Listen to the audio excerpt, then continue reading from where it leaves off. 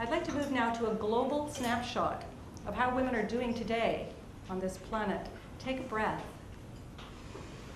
Let's really do that, yes. We need, as women, I really believe, to learn how to care but not carry. So when we take a breath, don't forget to let it out. It is not a girl-friendly world.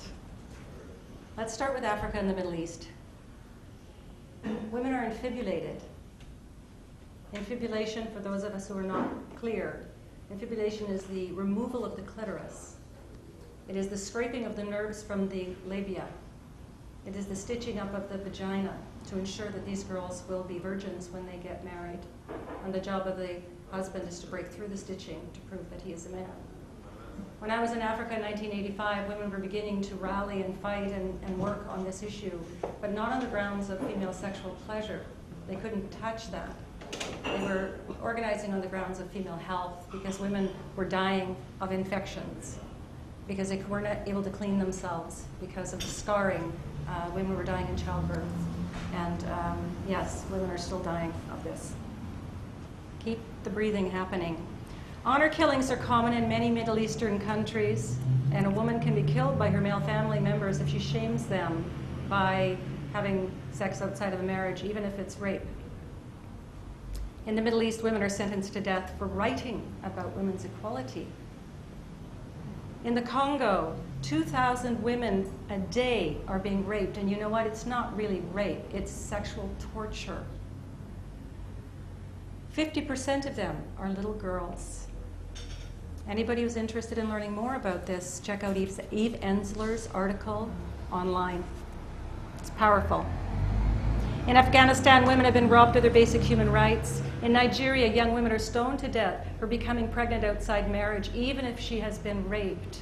In Somalia, 10 days ago, a 13-year-old girl was walking to her grandma's, was raped by 3 men, and was put into a hole and stoned to death by 50 men 10 days ago. And breathing.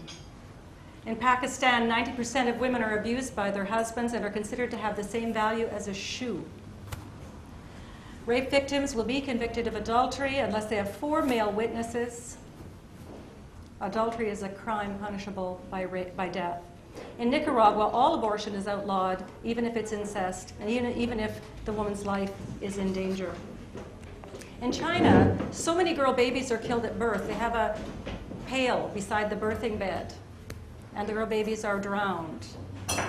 And they've been doing this for so long that there's a shortage of marriageable age girls now, and so there's a huge problem with the kidnapping of girls between 12 and 18 and selling of them as brides. In India, the leading cause for women, of death for women in India, is accidental kitchen fires, dowry deaths.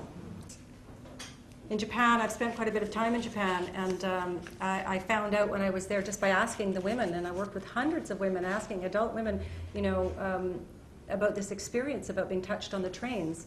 And I was just saying, raise your hand if you've ever had that experience. And I'm getting 90% of the hands in every room were going up. And most of it was happening when they were 12, 13, 14, that young sort of teenage. And most of them had daughters in that age group, and none of them had spoken to them about it. So what they've done now in Tokyo is they've instituted a woman-only train. They're not speaking about why.